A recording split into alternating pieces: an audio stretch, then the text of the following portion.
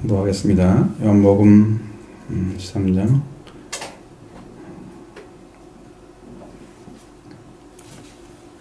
21절부터 31절의 말씀.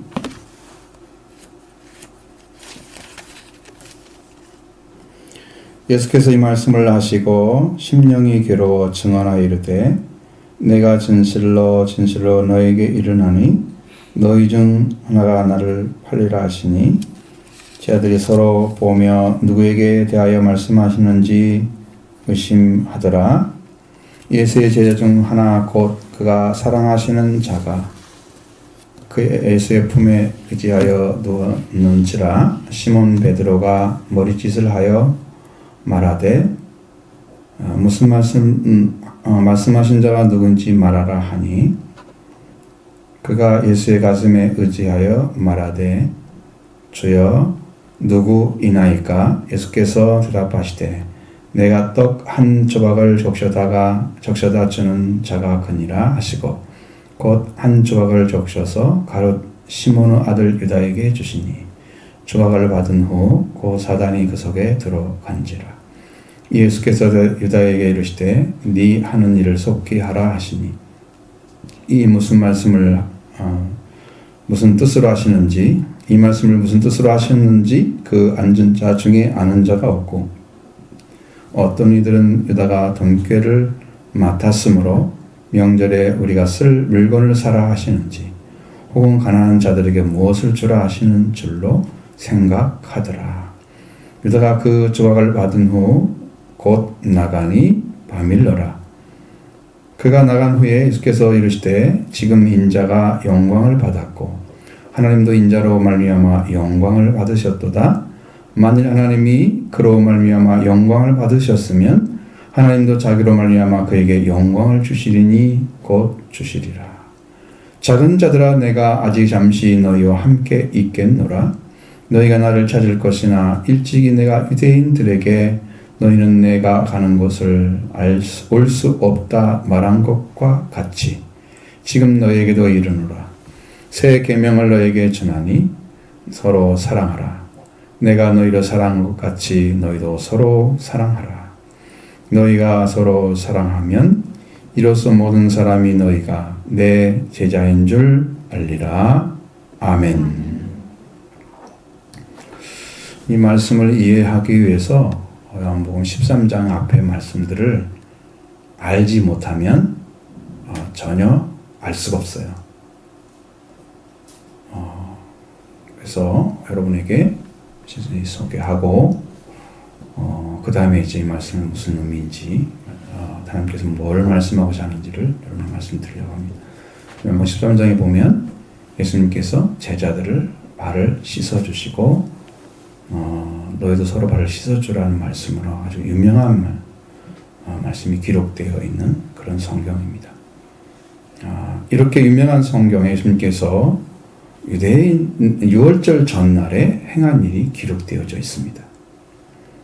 1절에서 6월절 전날에 예수님께서 자기가 세상을 떠나 아버지께 돌아갈 때가 이른 줄 아시고 그럼 자기 사람들을 사랑하시되 끝까지 사랑하시라고 기록되어 있습니다. 여기 자기 사람들은 실제로 보면은 자기의 가족들이라고 번역해야 됩니다. 안 맞아요. 언어에 보면. 헬라어는 이디오스라는 말을 쓰는데 형용사인데 대명사같이 사용해서 자기 자신이 속한 개인적으로 이런 단어인데 복수로 쓰게 되면 달라집니다. 이디오우스라는 단어를 쓰면은 여기에는 자기의 재산이나 가족이나 집이나 나라를 가리키는 거예요. 여러분 거기에 합당함이 있어요? 제자들이 재산은 아니죠. 가족 그건 맞을 것 같아요. 집은 아니죠. 절대 아니고 나라도 아니죠. 그러면 가족밖에 없잖아요.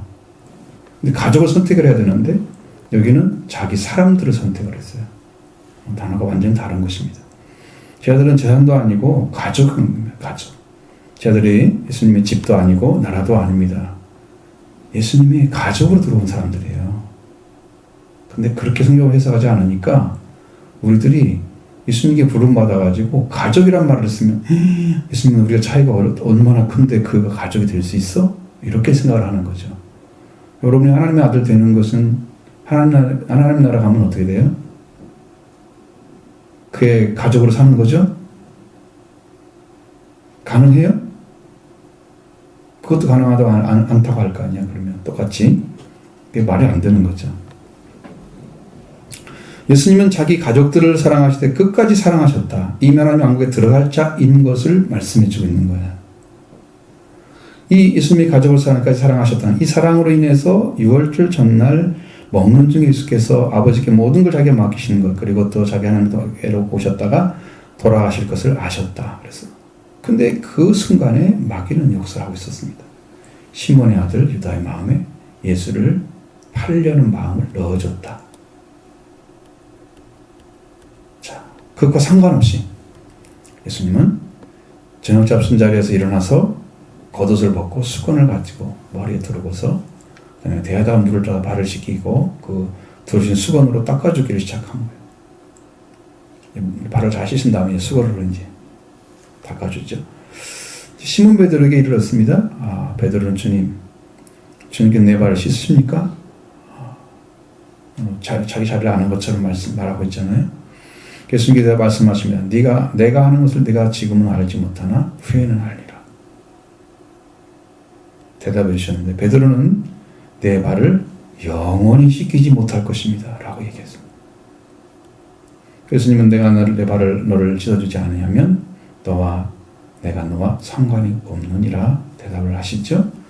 베드로는 당황해서 주여 내 발뿐 아니라 손과 머리도 씻어 주옵소서 라고 갑자기 이런 말을 터뜨리죠.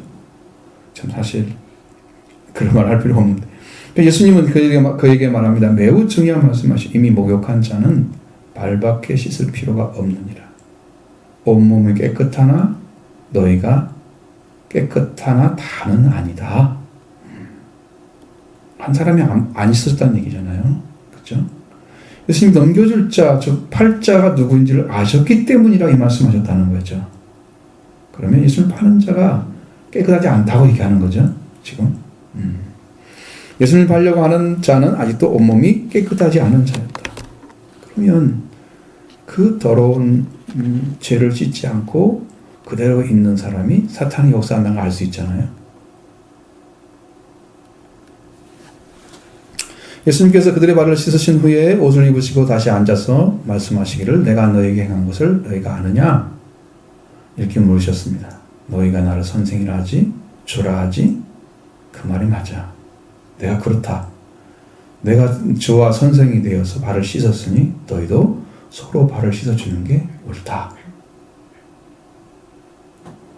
내가 너에게 행한 것 같이 너희도 행하려 하려 해서 내가 본을 보였다. 그러면서 이 중요한 아주 중대한 선언을 하시는데 내가 진실로 너에게 말하느니 종이 주인보다 크지 못하고 보냄을 받은 자가 보낸 자보다 크지 못하니 너희가 이것을 알고 행하면 복이 있으리라. 이 말씀을 해주시는 거예요. 종은 주인보다 크지 못하죠. 그냥 아랫사람이기 때문이죠. 보냄을 받은 자는 보낸 자보다 크지 못하죠. 그냥 심부름꾼이기 때문입니다. 근데 주인이며 보내실 분인 예수님이 종이며 보냄을 받을 자 제자들의 발을 씻어 주었습니다. 발을 씻어줘야 한 자는 발을 씻어줘야 하는 사람은 큰 자하고 주인이고 보내는 자고 종이고 보냄을 받은 자를 씻어주는 거예요. 바꿔서 얘기하면 큰 자가 작은 자를 씻어준다는 의미예요. 그것을 알고 너희가 행하면 복이 있다. 내가 사람 발을 씻을 정도 마음을 가지게 되면 중심이 세워지면 이 사람은 큰 사람인 거예요. 복이 있는 거죠. 내가 성장한 사람이니까 복이 있는 거죠. 봉사할 수 있어서 감사하죠. 형제들을 그렇게 다뤄야 한다는 거죠. 여러분의 자녀들을, 여러분에 있는 사람들을 그렇게 하시고. 여기서 예수님은 또 다른 말씀을 하십니다. 내가 너에게 모두를 가르쳐 말한 것이 아니니라. 내가 택한 자가 누군지 안다. 그랬습니다. 무슨 말씀인가요? 예수님이 택한 자 아닌데 같이 먹고 있는 자가 있다는 거예요. 성경은 이중적으로 이야기하고 있습니다. 예수님은 부르셨는데 하나님은 그를 오라고 하지 않았다.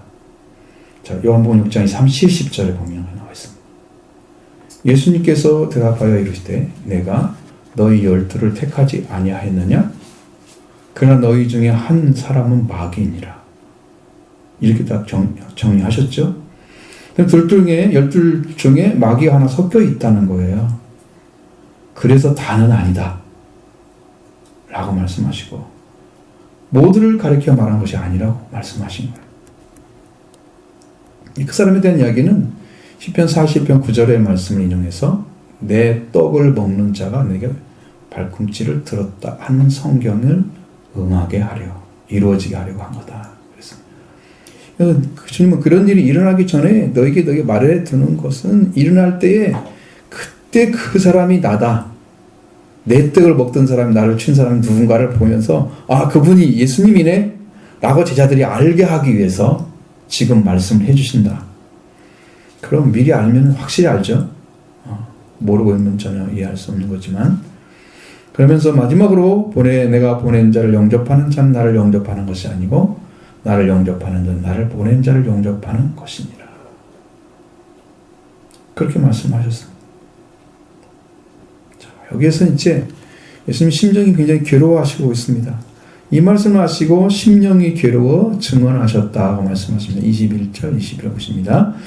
예수께서 이 말씀을 하시고 심령이 괴로워 증언하여 이르되 내가 진실로 너희에게 이르나니 너희 중 하나가 나를 팔리라 하시니 제자들이 서로 보며 누구에게 하여 말씀하시는지 의심하더라. 아멘. 여기에서 예수님의 심령이라고 했는데 심령이 아니고 영입니다. 푸뉴마를 가리키고 있습니다. 칼에 대한 말이 안 들어가 있고요. 그냥 영이에요. 예수님은 하나님이시기 때문에 영을 가지고 계신 거예요. 사람은 혼을 가지고 있고 성령이 오셔야 영이 있어서 하는 관계 이루어지죠. 자, 그래서 예수님이 영이 괴로움을 받고 있는 거죠. 죽음 때문이요. 자신의 죽음 때문이었을 것입니다. 가장 고통스러운 건. 그런데 예수님은 그렇게 말씀하지 않으시고 너희 중에 하나가 나를 팔리라 하심으로 자신을 파는 자 때문에 괴로움을 느끼셨던 것을 보여주고 있습니다. 좀 다르죠? 제자들이 서로 보면서 누구에 대해 말씀하시는지 의심했다고 합니다. 제자 중 하나가 자신을 넘기는 것이 너무 괴로우셨다? 제자들이 서로 보면 누구에게 말씀하시는지 어리둥절하고 있었다는 얘기입니다. 의심했다는 말은 안 들어있어요. 언어에는. 전혀 안 들어있습니다. 그냥 어리둥절했다. 거기 뭐가 포함되어 있냐면 당황하면서 어리둥절했다. 그 얘기 들어있어요.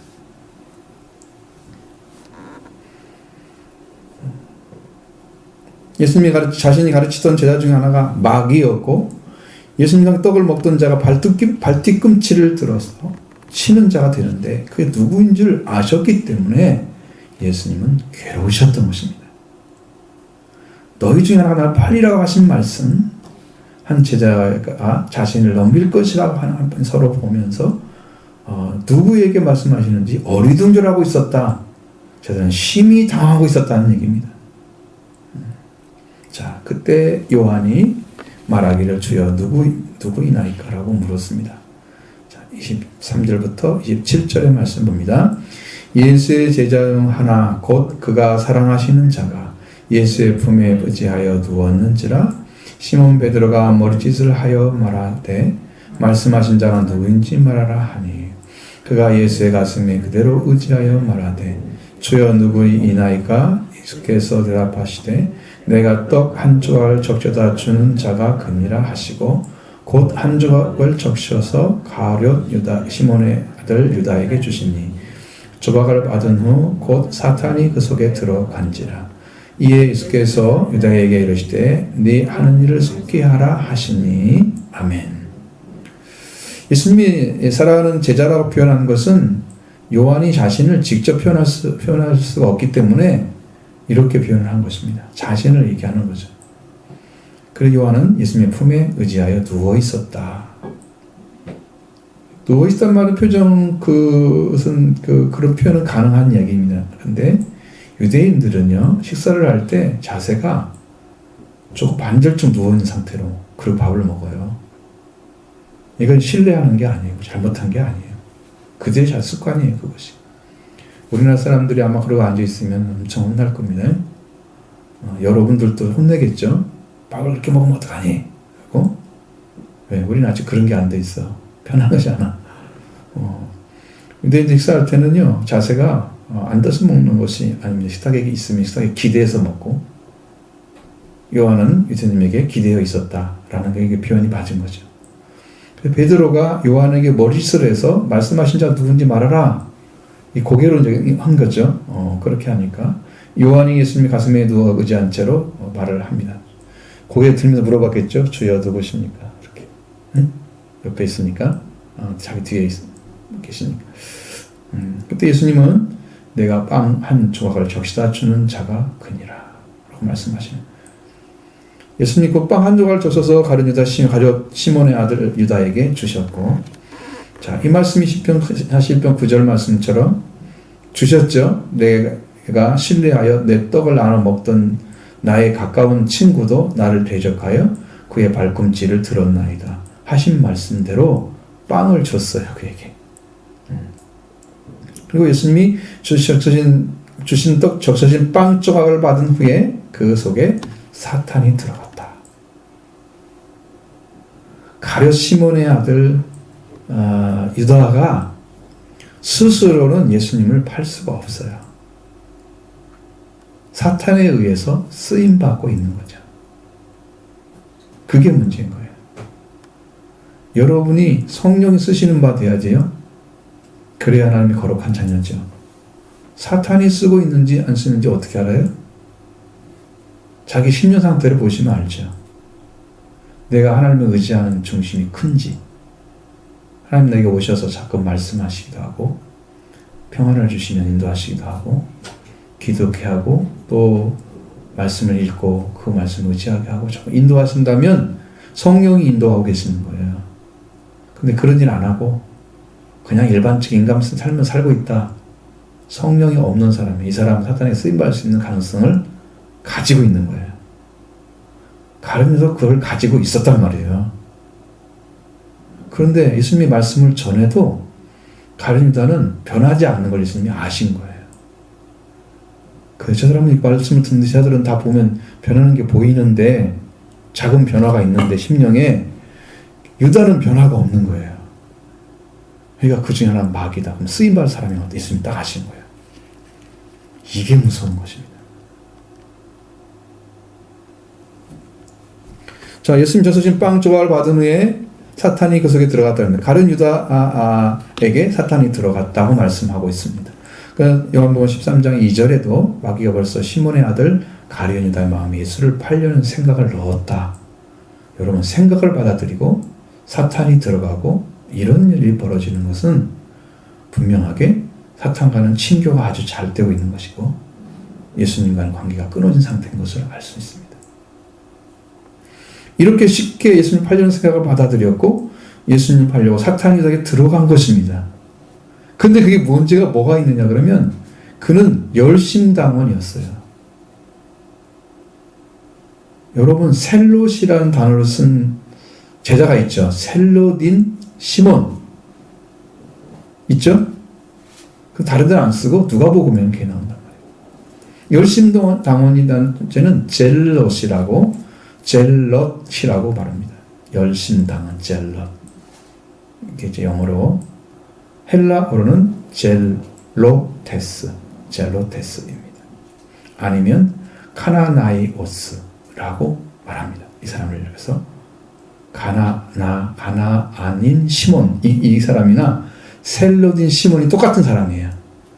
단어를 똑같이 다르게 쓰는 거예요. 같은 사람인데 그 두 가지 단어를 다 쓰는 사람이에요. 그러니까 이쪽에서는 가나안인 시몬으로 써 있고 저쪽의 성경에는 셀롯인 시몬으로 돼 있단 말이에요. 그럼 동일한 사람이에요?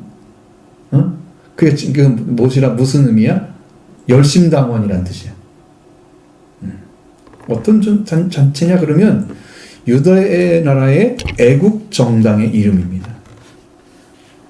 자기들이 볼 때는 그게 아주 애국심이 강한 사람들이 모여지는 단체입니다. 그래서 헬라어로 그대로 음사를 해서 젤롯 땅이라고 부르게 됐습니다. 그리고 우리나라는 어떻게 뭐냐 그랬는지 젤롯이 어떻게 셀롯으로 바뀌었어요. 좀 이상하죠? 그 자체도. 원어만 조금 알면 절대 그럴 일이 안 생기겠죠. 예수님이 12 제자 중에서 시몬을 구별하기 위해서 그렇게 쓰는 거예요. 열심당한 시몬. 누가복음 10장 16절에는 셀롯인 시몬. 이런 호칭에 대해서 다른 성경에서는 복음서에서는 가나안 사람 시몬. 마가복음 3장 18절에 이런 데 보면. 그리고 이제 한글 성경에는 여러분 옛날에 그 성경에 보면 번호 써놓고 난해주로 밑에 썼죠. 그럼 거기다 열심당원이라고 써 있어요. 여러분 성경에 나와 있을 거예요. 그 사람들이에요. 이 말은 단순한 열심에서 열심을 가진 것이 아니고 이 젤르테스나 카나나니오스는 한 가지로 히브리어 칸나에서 나온 것인데 이 말은 단순한 의미의 열성 가진 것이 아니고 이스라엘의 하나님에 대한 독점적이고 아주 배타적인 참여를 의미하는 거예요. 하나님을 믿는 사람이면 당연히 이렇게 해야 하는 거야. 나라를 사랑하면 나라를 살리기 위해서, 독립을 위해서 이렇게 해야 맞는 거야 라고 결정적으로 가지고 있는 그런 사상 가진 사람들. 그리고 배타적이야. 다른 사람 안 해도 괜찮아. 우리가 할 거야. 그래서 이것은 이 칸나라는 자의적인 열심과 질투의 의미를 가지고 있는 것으로 분명한데 이 열심당원은 유다의 극단적인 애국적인 그리고 극수적인 단체이고요. 또 신앙의 관계도 있어요. 그 나라만뿐만 아니고 하나님의 기업인 후사 이스라엘에 대한 로마의 지배를 극도로 증오하는 자들이에요. 죽어도 싫은 거야. 그래서 폭력에 호소해서라도 타파하고 싶은 사람들. 그를 통해서 메시아에 의한 이스라엘 회복의 희망을 촉진시키려고 그 메시아에게 가서 그가 그 일을 하려고 간 사람인데 그 중에 가룟 유다가 들어있는 거예요. 셀롯인 시몬이나 이런 사람들은 그렇게까지 안 나타나. 가룟 유다 한 사람이 그렇게 나타나는 거예요. 그 젤롯 땅의 역사적인 발성의 시기는 헤롯의 아들 아켈로의 폭정 때문에 생겼습니다. 그리고 바리새인과 사두개인들이 협력해서 로마의 반역하고 폭동을 일으킨 갈릴 사람 유다 지도하에 의해서 기원전 6년에 생긴 거죠. 단지 유대 애국주의의 격렬함에 이른 그래서 뭐 정치적인 동기만 가진 게 아니고 그들은 깊은 확신을 가지고 그렇게 하고 있었던 거예요. 그들의 전통적인 원천은 어디서 찾냐면 바알 숭배를 완전하게 배제한 제사장이었던 한 사람이 있어요. 아론의 아들 비느하스. 그리고 만군의 여호와를 위한 열심히 특심이었던 사람. 특별히 열정했던 사람 누구예요? 엘리야죠. 여러분 성경을 부지런히 읽어야 돼요. 열왕기상 9장 19장 10절에 그들이 모범이었을 것입니다. 왜냐하면 그것을 이야기한 사람이 있어요. 역사적으로 하스몬가라고 마따디아라는 사람이 죽었을 때 율법에 의해 열의에 의해서 아주 불태운 비느하스의 엘리야를 예증해서 그의 분기를 그러니까 생각에 분함을 막 더 불지르는 사람 있죠. 분기를 촉구했던 일이 있었단 말이에요. 로마에 대한 강력한 투쟁을 말하는 거예요. 이방신을 섬겨도 안 되지만 로마에게 우리가 속국이 돼서는 안 돼. 반기를 들었죠. 따라서 이 열심성이 뭐냐면 여호와 하나님만 주권자로 해서 신정정치를 방해하는 모든 자에게 저항을 하는 거예요.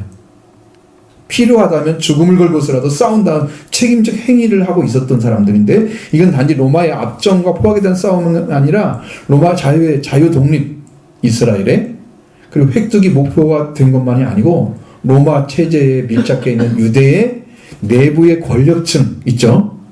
우리나라도 그게 있잖아요. 독립하는데 거기에 그 일본과 아주 가까운 사람들 있죠. 그들과도 싸움을 계속하는 거예요. 로마에서 싸우고. 근데 여기서 갖다가 역사가에는 요세푸스라 유대 역사가인 요세푸스라는 사람이 도적이라고 부르습니다. 레스타이라고 썼습니다.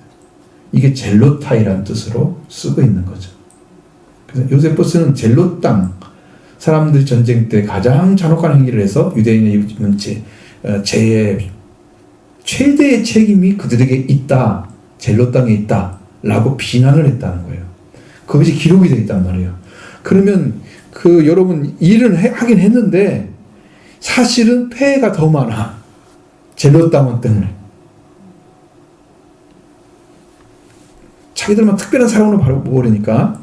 그러니까 그래서 이 사람들이 이것은 친로마적 편향으로 말미암아 보는 그런 역사적 관점이다라는 사람도 있어요. 여기에 대해서 이제 비판을 하는 거예요. 요세푸스에 대해서. 그런데 12제자 중에 이 젤롯 땅에 속한 사람, 소속했던 사람, 그 사람이 셀로딘 시몬 외에 가룟 유다 들어가 있습니다. 우리의 아들이라 누구가 있어요? 우리의 아들이라 한 사람? 바요나? 누구예요? 있죠? 바라누라는 단어를 쓰는데 폭력주의자라는 우리의 아들이라는 사람이 있죠. 불렀던 두 아들이 있잖아요. 야고보와 요한. 이 사람들도 거기에 속한 사람일 가능성이 있어요. 자, 그러니까 가룟 유다도 열심당원 중에 한 사람이었는데 이 유다는 극단적인 애국적 복수적인 단체라고 말씀드렸죠. 그리고 하나님의 기업인 이스라엘에 대해서 로마의 지배를 극도로 중요한 사람들이었어요. 폭력을 해소해서라도 이것을 타파하고 해서 메시아에서 이스라엘의 희망을 촉진시키려고 예수님만 딱 온 거죠. 여러분 이 말씀 이게 전에는 이게 살짝 얘기했지만 이렇게 자세히 얘기 말씀 적은 없죠. 한 번도. 이걸 알아야만 유대가 왜 비틀어 준지를 알아야만 되기 때문에 왜 쓰임받은지를 배워야 돼요. 그래서 지금 얘기를 해주는 거예요.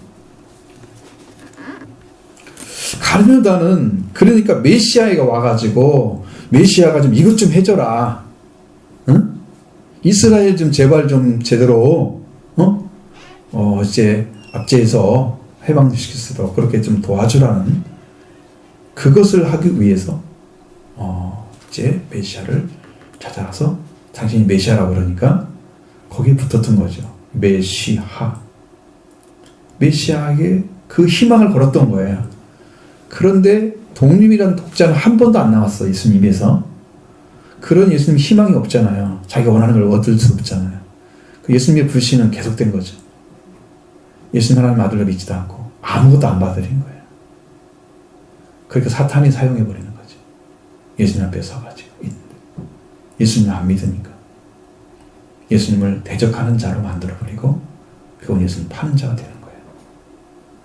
자기의 목적을 걸고 메시아를 바라본 시각은 결국은 멸망이다. 메시아 본 목적은 하나님께서 주신 목적인데 율법을 이루고 구약을 다 이루어서 이 땅에 구원을 일으켜서 하나님 나라를 세워가고 마지막에 예수님이 이제 이 땅에 오시는 재림하는 거.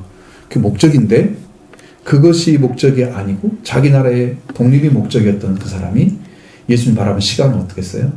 저 사람은 쓸모없는 사람이야. 아, 내가 따라도 안 되겠구나. 자꾸 예수님 버리는 거죠. 10년 안에서. 예수님 누군가를 알아보기는커녕 사탄이 와서 말을 넣어줘도 받아들이는 거예요. 이해가 되시죠? 또 여러분 누구한테 쓰임 받겠어요? 사탄의 어떤 사람? 예수님 믿는데 불신하고 있는 사람들. 예수님 누군지 알고 안 믿고 있는 사람들 다 쓰임 받아요. 써도 몰라요. 그것을. 그래서 예수님이 팔려는 마음을 마귀로부터 받습니다. 예수님을 버리는 순간입니다. 철저하게 버리는 거죠. 그때. 그리고 예수 그리스도가 발을 씻어 주었습니다. 그는 몸을 씻지 않았습니다. 온몸이 깨끗한 자는 발만 씻어도 되죠? 그러니까 예수님께서 발을 씻어 주셨을지라도 가룟 유다는 깨끗하지 않습니다. 온몸이 더럽기 때문이죠. 2주 전에 계속해서 말씀드린 게 뭐예요? 포도나무에 대한 얘기잖아요. 포도나무에 머물러 있는 자가 될 수 있어야 되만이 열매가 맺죠. 아버지께서는 열매를 맺는 자는 더 열매를 맺게 해서 깨끗하게 하신다고 그랬죠. 그러면 포도나무 가지에 들어가도록 부름받은 자들은 어떻게 들어갑니까? 그 들어가는 길이 죄들에게는 너희는 내가 일러준 말로 이미 깨끗하여졌으니. 말씀으로 깨끗함을 입었죠. 그리고 포도나무 가지에 들어가는 거예요. 너희가 내 안에 머물러라. 내가 너희 안에 머물겠다. 이게 길이에요. 이렇게 해서 열매를 맺는 가지는 자격이 주어진 거예요. 이 말씀으로 깨끗하게 입는다고 그랬는데 가룟 유다가 깨끗하지 못한 이유는 뭘까요? 말씀을 받지 않았다는 것입니다. 예수를 믿지 않았기 때문이죠. 정확히 나오잖아요, 말씀이. 그러니까 여러분, 지금 예수님이 믿어지지 않으시면 나의 불신을 회개하시기 바랍니다. 내가 이렇습니다. 주님이 이렇게 말씀하시는데 나는 이렇게 믿지 않고 있습니다. 나 잘못입니다. 나의 죄입니다. 내가 잘못했습니다. 나는 용서해달라고. 그렇게 들어가면 다 회개가 되죠. 용서해 주실 것입니다. 그 다음에 확신으로 탁 들어올 거예요. 예수님 모습 다음에 달라요. 말씀으로 깨끗하게 입은 자가 된다고 말씀하셨네요. 이 말씀도 받지 않고 믿지도 않았던 유다. 여러분, 요한복음 6장 65절, 63절, 65절의 말씀 보시면 거기 아주 적나라하게 나옵니다. 살리는 것은 영이니 육은 무익하니라. 내가 너에게 이른 말은 영이요 생명이라. 그러나 너희 중에 믿지 않은 자들이 있느니라. 자, 예수님 말씀이 살리는 건 영이라고 지금 육은 무익하니라. 내가 이른 말은 예수님 말씀이죠. 예수님 말씀은 뭐라고요? 영이요 생명이야. 근데 너희 중에 믿지 않은 자들이 있어. 깨끗함 받지 못한다는 얘기잖아요. 그래서 이 말씀하시고, 그 다음 예수께서 믿지 않은 자들 누구며 자기를 팔자가 누군지 처음부터 아심이라. 그리고 중요한 말을 해요. 또 이르시되 그러므로 전에 너희에게 말하기를 내 아버지께서 오게 하여 주지 아니하시면 누구든지 내게 올 수 없다 하였노라. 자, 가룟 유다는 아버지가 부른 것은 아니고, 근데 12 제자에 들어와 있단 말이에요. 택했단 말이에요. 근데 아버지가 거부했어, 이 자식은. 이게 무슨 말이에요? 깨끗하지 않기 때문에 제거해 버리시고. 거기에 해당되는 사람이, 이 사람이. 말씀으로 깨끗해진다고 말씀드렸죠? 말씀을 안 받았어. 깨끗하지 않아. 더러워. 있을 수가 없는 거죠. 예수님 안에 들어갈 수 없죠? 그래서 버림받게 되는 것입니다. 그럼 예수님은 내 아버지께 오게 해주시는데 오직 올 수 없다고 말씀하셨어요. 요한복음 6장 70절로 71절에 또 말씀하십니다. 예수께서 이렇게 말씀합니다. 예수께서 대답하셨을 때 내가 너희 열두를 택하지 아니하였느냐? 그러나 너희 중에 한 사람은 마귀니라. 이 말씀은 시몬의 아들 유다를 가리킴이라. 정확하게 표현하고 있습니다. 그 12 중 하나로 예수를 팔자 일러라 라고 말씀하셨습니다. 요한복음 13장 18절에 내가 너희 모두를 가리킨 말이 아니라 내가 택한 자가 누구인지를 알미라. 예수님은 분명히 12를 택했다고 말씀하시면서 그 중 하나는 마귀니라고. 마귀를 선택한 거예요. 자, 보세요. 예수님은 구원하려고 선택을 한 거예요. 근데 변하지 않고 열매 맺는데 실패하고 있는, 예수님과 함께 열매를 맺어가는 일을 하지 않고 있는 그 자는 아버지께서 싫어하시니까 이제 제거해 버려야 될 대상이 되어버린 거예요. 아버지께 나에게 오게 하지 않으시면 내가 올 수 없다 그래서. 지금 예수님과 함께 있잖아요, 가룟 유다가. 근데 아버지가 그걸 반대하시는 거예요. 왜? 열매를 안 맺으니까. 열매 맺으려면 예수님 안에 들어가야 되는데, 들어가려면 말씀을 깨끗함을 받아야 되는데, 말씀을 깨끗받지 않고 예수님을 누구를 믿지도 않는 그 자에게 줄 수가 없는 거죠. 이 상황을 여러분들이 이해를 시켜야 되는 거예요. 그래야 뒤에 말씀이 다 이해가 돼요.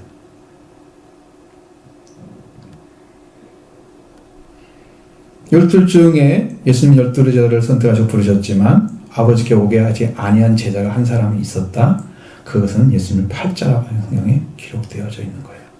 그가 버림받은 것은 바로 열심당에 속한 자로서 메시아를 보았고 대했기 때문입니다.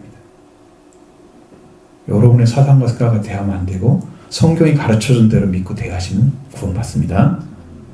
네, 하나님 그걸 주시기 위해서 오신 거예요. 예수를 보내신 거예요.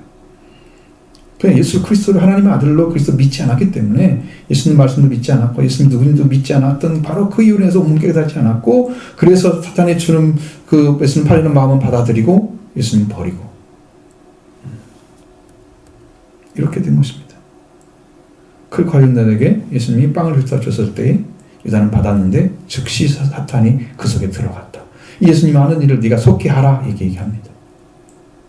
그것이 뭔 일인가? 이 일로 인해서 가룟 유다는 사탄에게 쓰임받는 제자가 됐고 그로 인해서 예수님은 괴로워하셨다는 걸 알 수 있죠.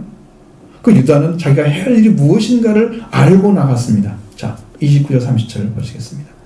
이 말씀을 무슨 뜻으로 하셨는지 앉은 자 중에 아는 자가 없고 어떤 이든 유다가 돈깨를 맡았으므로 명절에 우리가 쓸 물건을 사라 하시는지 혹은 가난한 자들에게 무엇을 주라 하시는지로 생각하더라. 유다가 그 조각을 받고 곧 나가니 밤일러라. 자, 네가 할 일을 속히 하라 이렇게 말을 했을 때 예수님 말씀하실 때 제자들은 무슨 말인지 전혀 알 수가 없었다는 것입니다. 어떤 이든 유다가 돈깨를 맡았기 때문에 명절에 쓸 물건을 사라고 하는 것 이미 약속된 말대로 일하라 라고 생각한 거죠.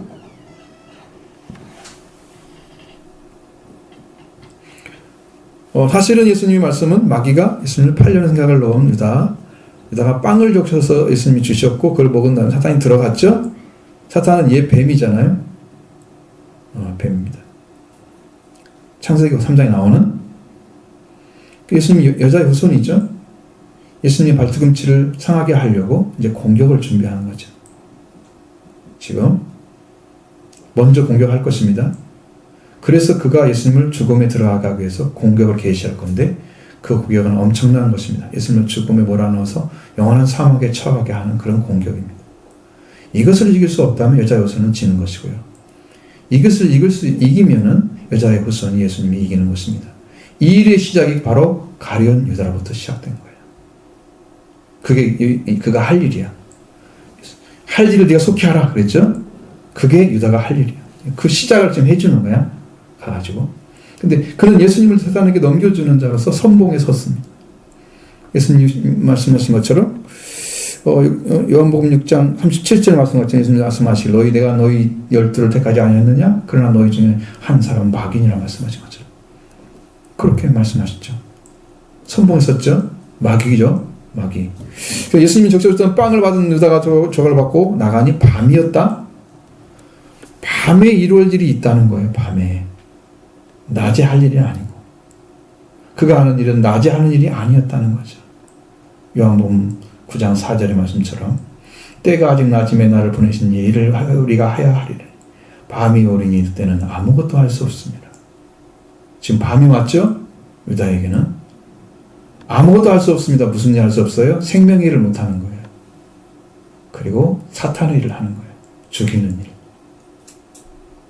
그게 밤에 속한 사람이에요. 그 유다가 나간 후에 예수님 말씀하기 시작했습니다. 31, 33절 말씀 같이 보겠습니다. 그가 나간 후에 예수께서 이르시되 지금 인자가 영광을 받았고 하나님도 인자로 말미암아 영광을 받으셨도다. 만일 하나님이 그로 말미암아 영광을 받으셨으면 하나님도 자그로 말미암아 그에게 영광을 주시니 곧 주시리라. 작은 자들아 내가 아직 잠시 너희와 함께 있겠노라. 너희가 나를 찾을 것이나 일찍이 내가 유대인들에게 너희가 내가 가는 곳을 올 수 없다 말한 것과 같이 지금 너희에게도 이르노라. 아멘. 자, 예수님 유다가 나간 후에 말씀을 하신 거예요.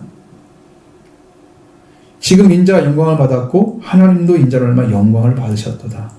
자, 가룟 유다가 지금 나가기 바로 나가자마자 예수님은 인자, 하나님 사람의 아들로 오셨잖아요. 그분이 영광을 받으셨대. 이미 끝나지도 않았는데 받으셨다는 거예요. 일이 이제 시작되고 있는데 하나님도 인자로 말미암아 영광을 받으셨다. 예수님이 일 끝나도 않는데 하나님 영광을 어떻게 받으셔?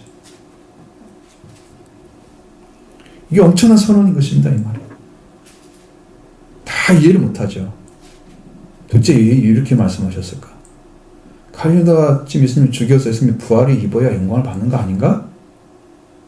이렇게 바라보는 거죠. 근데 이미 받았다고 얘기하고 그러잖아요. 이게 엄청난 거죠. 이게요, 영적으로 감춰져 있어요. 그래, 이 말을 알아듣는 사람이 권리 없었을 것 같아요. 예수님 자절도 지금 알았을지 모르지만,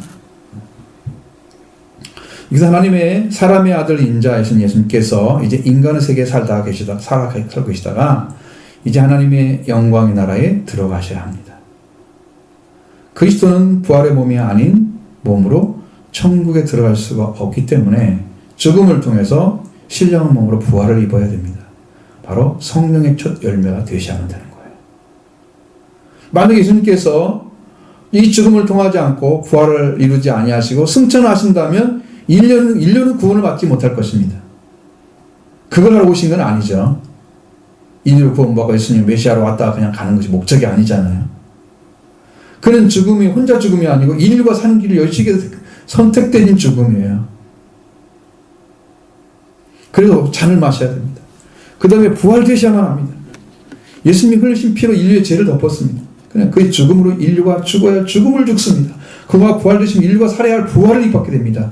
이렇게 완성하셔서 이렇게 주셔야 우리에게 길이 되어 주셔야 하기 때문에 예수님은 죽음과 부활이 없으면 승천을 있을 수가 없는 거란 말이에요. 그런데 그 시작이 가룟유다를 통해서 시작된 것입니다. 예수님께서 인간의 몸으로 오셨지만 부활되심으로 하나님이 되시고 왕권을 회복하시고 하나님 왕국을 다스리시고 하나님이 영원한 하나님 되시기 때문에 영광을 받으셨고 바로 이 그리스도를 보내신 하나님은 이 아들로 부활을 이루실 것이기 때문에 이미 영광을 받으신 거예요. 근데 이루어지지 않았는데 어떻게 영광을 받으셨다고 선언을 하냐 이 말이죠. 이 말씀이 여러분이 이해하기 어려운 부분이에요. 여기가 포인트를 잘 잡으셔야 정확히 알고 들어보셔야 믿어질 것입니다. 누가복음 10장 38절의 말씀 보시면 왜? 정확히 알기가 어려워서 그래요. 이게 과연 무슨 말일까? 자, 하나님은 죽은 자의 하나님이 아니요 살아있는 자의 하나님이시니라. 하나님에게는 모든 사람이 살았느니라. 아멘. 자, 이 말씀은요, 하나님 안에 딱 들어와 있으면 죽음이 없는 거예요. 예수님은 지금 이 땅에 오셨죠? 하나님과 함께 살고 계시죠? 그런데 예수님이 이제 죽고 부활할 일이 이미 시작된 거잖아요? 근데 예수님 안에, 예수님은 이미 산자가 되어 있는 거예요. 부활의 과정은 땅에서만 이루어지는 일들이에요. 예수님은 죽을 수가 없는 거예요. 그런데 인류가 살아가기 때문에 예수님 죽음의 과정을 겪어서 가셔야만 되는 거예요. 그것만 남아있는 거고 예수님 하나님 안에 있기 때문에 예수님은 살아있는 거예요. 그 선언을 해버렸어요.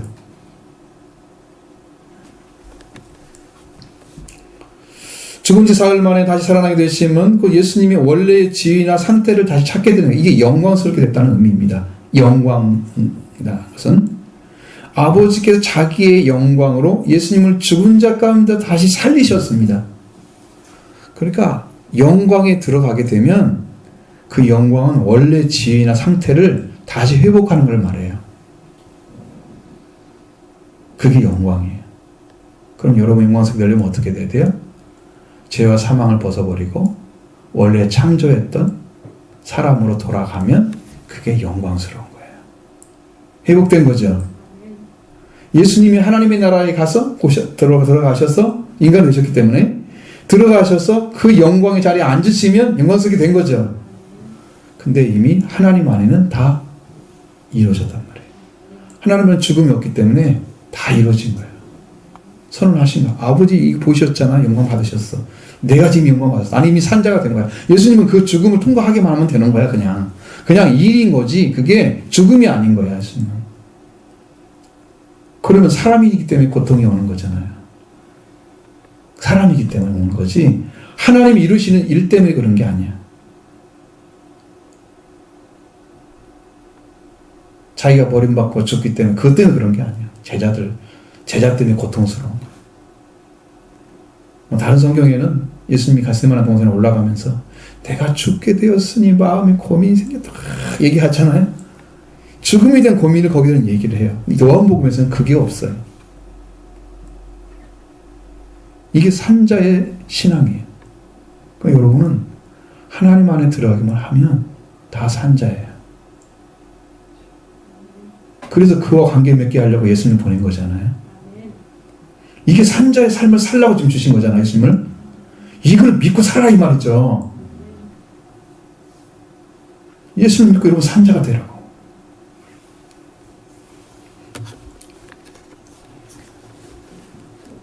아버지는 영광을 가지고 오셔서 죽은 자 가운데 계신 예수 그리스도를 살리셔 주셨기 때문에 영광을 받으셨다. 예수님이 영광스럽게 되신 거예요.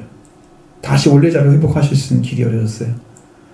하나님께서 하나님에게는 모든 사람이 살았습니다. 죽음이 없는 거죠.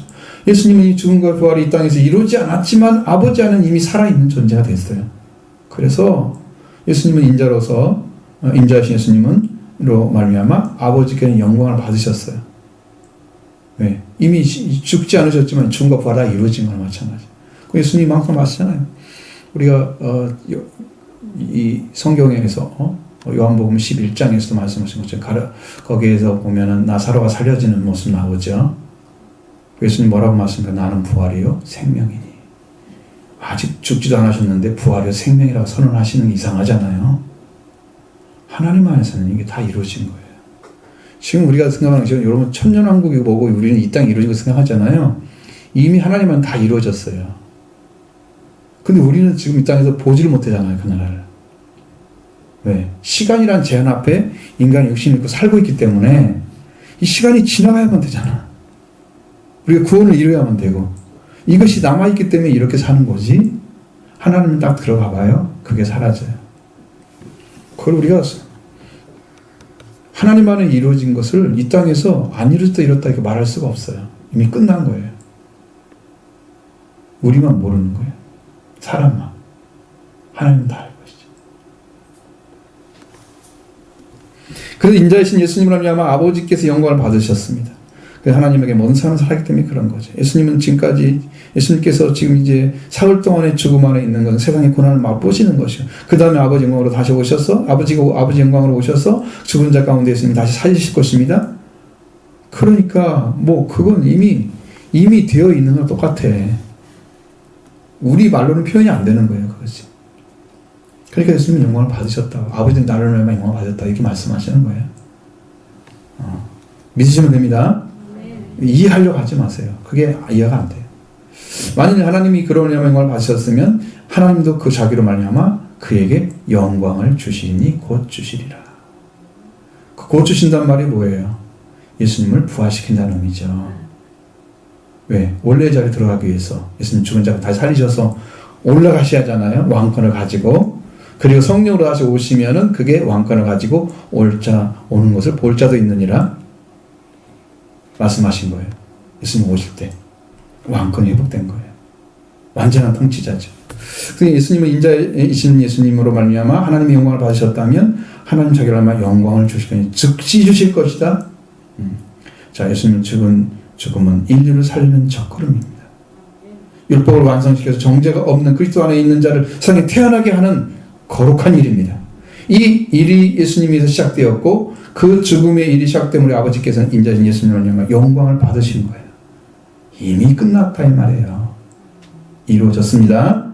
이 일로 인해서 인류와 다시 하나님 관계가 회복되게 하셨습니다. 그렇기 때문에 하나님은 이 일로 영광을 받으신 거예요. 그럼 우리가 예수님 안에 들어가기만 하면 이 일이 다 일자처리로 끝나는데 이게 들어가느냐 못 들어가느냐 이게 지금 관건이잖아요. 여러분 영생에 살고 있어요 지금. 여러분 이 땅의 삶이 영생의 삶이어야 돼요. 예수님이 살았는데 죽지 않는데 그분을 믿는 사람들이 죽으면 안 되죠. 영생의 삶을 사셔야 돼요. 우리가 이 땅에 오시면 우리 몸이 변화돼서 부활체를 입고 올라갈 거예요. 그 이런 몸이 아니라 예수님의 몸으로 바뀌는 거예요. 죽지 않는 몸으로. 이 몸은 죽는 몸이잖아요. 이 몸과 천국 못 가죠. 그래도 다 땅속에 묻어놓고 영이 가잖아. 예수님 몸을 입고 올라가는 거예요. 근데 우리는 이 땅에서 바로 올라갈 수 있어요. 그게 이제 예수님 혼인잔치예요. 예수님이 아버지께서 주신 영광은 예수님의 부활되심으로 다시 받으시고 예수님이 왕권이 회복되셨고 승천하시고 승계하셔서 하나님 왕국을 다스리는 왕으로 다스리고 계시는 거예요.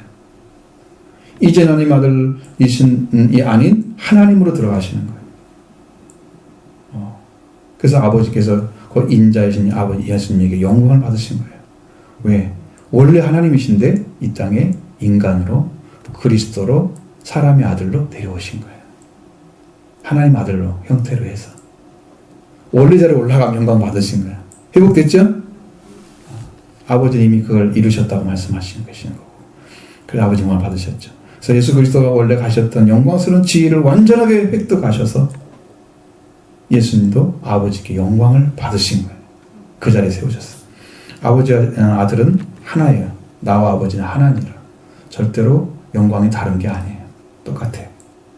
그렇지만 지금 제자들은 어디 있습니까? 땅에 있죠. 땅에 있죠. 그래서 예수님은 작은 자들아 아직 내가 잠시 너희와 함께 있겠노라고 말씀하셨습니다. 이 작은 자들이라는 말은 테크니아라는 말입니다. 이건 리틀 차일드를 의미합니다. 요즘 키드라는 말 쓰잖아요. 그런 단어죠. 어린아이들, 아주 작은 아이들, 7세 이하들. 그런 어린 상태에 있는 제자들. 그들을 향해서 어린 자들, 어린 아이들아 이렇게 불러야 되는데 우리말은 좀 그게 좀 그렇게 제자를 불러야 그러니까 작은 자들아 이렇게 불렀던 거고요. 제자들은 아직도 어리고 자라서 어린이 되어야 땐 그런 자리에 있는 자들을 말합니다. 그래서 예수님이 함께 있어야 할 제자들에게 너희가 나를 찾을 것이나 일찍이 내가 유다인들에게 너희는 내가 가는 곳에 올 수가 없다고 말한 것과 같이 지금 너에게도 말한다. 그러면 제자들은 어떻게 살아야 돼요? 예수님은 가시고 제자들은 남는데 어떻게 살아야 돼요? 바로 이게 배경인 거죠. 10계명, 3계명을 주는 배경인 거예요. 그럼 여러분들이 지금 주신 시점도 똑같아요? 내가 지금 예수님 아직 안 오셨잖아요. 오신다 약속은 돼 있는데 우리는 모르겠고 물론 영적으로는 이해가 되지 알 수 있는 것이 있죠. 자, 예수님 가시는 건 어딜까요? 어디로 가시기에 못 온다고 하실까요? 이곳은 사람이 예수님을 찾을 것이지만 예수님이 가시는 곳에 사람들이 올 수 없다라고 말씀하셨잖아요. 그것이 어딜까요? 그런데 예수님은 이렇게 말씀해요. 내가 너희와 잠시 너희와 함께 있겠노라. 예수님이 잠시 머물 수 있는 기간이 아주 짧습니다. 목요일날 그 발을 씻으시잖아요. 씻고 가셔서 감람산에 들어가십니다. 겟세마네 동산에서 기도하시잖아요. 승리하시잖아요. 그 네 빵을 먹는 자가 네개의 갈꿈질을 들었다는 말씀과 같이 다른 유다와 다른 유대의 군병들과 함께 와서 체포를 해 가잖아요. 법정에 가서 서셔서 사형 언도를 받으시죠. 사형형을 받으시고 죽으시고 사흘 만에 부활되셔야 하는 그런 일을 앞두고 있잖아요. 지금. 그러니까 지금 체포되기 전에 뭘 하는 거예요? 제자들이 예수님이 겟세마네 동산에 기도하기 전에 그 삶이 뒤에 잠깐 동안인 거예요. 함께 있겠다고 말씀하신 것이요. 그러면서 예수님께서 너희가 나를 찾을 것이지만 내가 가는 곳에 너희가 올 수 없다 말씀하십니다. 그곳은 어딜까요? 예수님께서 가시는데 찾을 수가 없는 곳 어디예요? 첫 번째는요, 죽음이에요. 제자들은 예수님 죽음 모습 보지 않았죠? 볼 수 없었습니다. 시선을 묻는 것도 잘 못 봤어요. 무덤도 잘 모르죠. 갔을 때 예수님 부활래 예수님 그 모습만 이렇게 비어있는, 무덤이 비어있는 건 봤지, 예수님 죽음 못 봤죠? 못 봤습니다. 두 번째는 뭘 보느냐? 그들은 하나님의 왕국에 지금 들어갈 수가 없는 거예요. 예수님은 승천할 것이지만 부활되시고 제자들은 올 수가 없습니다. 왜? 아직 제자들은 이제 예수님의 제자의 모습을 나타내서 예수님을 전해야 할 사명이 그들에게 남아있기 때문에 지금 전국에 들어갈 수 없는 거죠. 하나님을 들어갈 수 없어요. 예수님의 죽음은 몸은 무덤에 갇히시고 영은 옥에 가셨다가 다시 오셔서 그 몸을 부활되셨죠. 그 두 번째 하나님 왕국에 올라가시는 것은 부활되시고 40일 만에 승천하시죠. 그리고 하나님의 왕국에 올라간 제자들은 없었습니다. 그러니까 예수님께서 죽고 벌레신 제자들을 알 수 없는 것입니다. 그곳에 가시는 거예요, 지금. 그리고 하나님의 왕국에 들어가는 것도 알 수 없습니다. 못 가죠? 자, 이런 상황에 있는 제자들이 어떤 삶을 통해서 자기가 제자인 것을 나타낼 수 있느냐? 그것을 주시기 위해서 세 계명을 주시는 거예요. 세 계명. 하나님 왕국에 들어가서 예수님을 믿는 제자들이 이 세상에서 제자로서 승리한 삶을 살아야 됩니다. 이 승리의 비결이 뭐냐? 제자 되는 것이 뭐냐? 바로 이 말씀이 이 계명을 지킴으로써 예수님 제자가 되는 것이죠. 자, 보시죠. 34, 35절을 보시겠습니다. 새 계명을 너에게 주나니 너희는 서로 사랑하라. 내가 너희를 사랑한 것 같이 너희도 서로 사랑하라. 너희가 서로 사랑하면 이로써 모든 사람이 너희가 내 제자인 줄 알리라. 아멘. 자, 예수님은 이러한 배경하에서 새 계명을 제자들에게 주시는 거예요. 그럼 이 새 계명을 너에게 주나니 서로 사랑하라. 이 새 계명은 제자들이 서로 사랑하는 것입니다. 첫 번째로 서로 사랑하는 것은 발을 써서 씻어주는 거죠. 서로 씻어주는 거죠. 그래서 예수님이 그걸 보여주라고 너희는 서로 씻으라고 말씀하셨죠. 씻어주라고 본을 보여주는 목적이 그거였어요. 두 번째는 형제를 위해서 목숨을 내놓는 삶입니다. 요한일서 3장 16절의 말씀처럼 그가 우리를 위하여 목숨을 버리셨으니 우리가 이로써 사랑을 알고 예수님이 우리의 목적을 우리에게 목숨을 버린 것 때문에 사랑을 알게 되는 거예요. 아, 정말 목숨 걸고 사랑해야 되는 거구나. 사랑은 그걸로 알 수가 있구나. 우리도 형제를 위하여 목숨을 버리는 게 마땅하니라. 여기 목숨을 버리셨다는 말은 내놓으셨다는 의미입니다. 이거 조금 좀 버린다는 건 다르죠, 느낌이. 그렇게 읽으셔야 됩니다. 형제, 우리를 위해서 예수님이 목숨을 내놓으셨습니다. 우리를 위해 쓰시려고. 그러니까 우리도 형제들에게 위해서 목숨을 내놓는 게, 목숨을 노리는 것이 마땅하다. 이게 빚진 자로서 삶이다. 이것이 예수님께 우리를 위해서 목숨을 버리신 이유입니다. 우리를 위한 것입니다. 형제를 위해서 목숨을 내는 것이 형제를 사랑하는 참 사랑의 완성입니다. 예수님께서 내가 너희를 사랑한 것 같이 너희도 서로 사랑하라고 하셨어요. 이 사랑은 할 수 있는 사랑은 회복은 하나님을 사랑하는 사랑에서 회복이 시작됩니다. 하나님의 사랑을 받으면 되죠. 메시아를 만나서 죄와 사망에서 해방돼서 하나님과 함께 회복되어져야 하나님의 사랑을 받는 자가 됩니다. 이제 그 사랑으로 형제를 사랑하는 사랑을 완성하는 것이 새 계명의 완성인 거죠. 그러니까 이 두 가지가 다 합쳐져 있는 거예요. 하나님의 사랑과 이웃 사랑이 합쳐져 있는 계명이 새 계명인 거죠.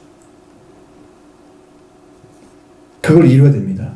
그것이 이루어지면 사람들이 모든 사람들이 너희가 서로 사랑하면 너희가 내 제자인 줄 압니다. 제자들은 예수님이 이 주셨던 이 새 계명을 이룸으로써 제자의 모습으로 나타납니다. 이렇게 모든 역경 가운데 들어가서 예수님이 계신 곳에 갈 수 없는 제자들은 사도로 세워질 때 이들이 가지고 있는 계명이 뭐냐면 새 계명이어야 됩니다. 이 새 계명을 지킴으로 이 세상에 살면서 승리하고 주님이 가신 곳, 주님이 계신 곳에 들어가게 될 것이고, 그렇기 때문에 이 계명은 제자들이 이 땅에 사는 동안에 이루어야 될 계명이에요. 우리가 이 새 계명은 완전한 사랑으로 예수님의 사랑을 재현해내는 것이 우리가 제자가 되는 것입니다. 그러니까 우리가 한계 있는 사랑 가지고 있잖아요. 우리는 다 못 주죠. 아까워서 못 주기도 하고 없어서 못 주기도 하고 못 주잖아요. 우리는요. 완전하게 줄 수 있나요? 다 재고 있잖아요. 뭐 주려고 하면 이건 내게 유익할까? 계산하잖아요. 예수님은 계산되는 것이 없죠. 무조건적인 사랑이죠. 그러니까 이 사랑을 재현해낸다면 우리가 제자가 되는 거예요. 이 계명을 지키려면 분명히 형제의 사랑이 이루어져야 합니다. 그 형제의 사랑이 이루어지려면 하나님의 사랑이 회복된 자가 할 수 있습니다. 그럼 하나님의 사랑으로 오신 예수를 영접하는 것이 하나님의 사랑을 받는 거죠. 예수를 영접하는 것은 그를 믿음으로 받아들이는 것입니다. 이 예수를 믿기 위해서 예수님 메시아인 것을 알고 믿는 것입니다. 예수님은 나를 구원할 자로 사실을 알게 되는 것은요, 회개 통해서 알게 됩니다. 그러니까 우리가 회개로 시작해서 이 계명의 완성을 이루어서 완전한 새 계명을 이루는 성도가 되는 것. 이것이 여러분 이번 이 말씀을 통해서 걸어가야 할 길인 것이죠. 주님 한 치의 오차도 없이 여러분을 이끌어 주실 것입니다. 믿음을 받으시고 믿음으로 세워지고 승리하는 여러분 되기 바랍니다. 이게 우리가 가야 할 길.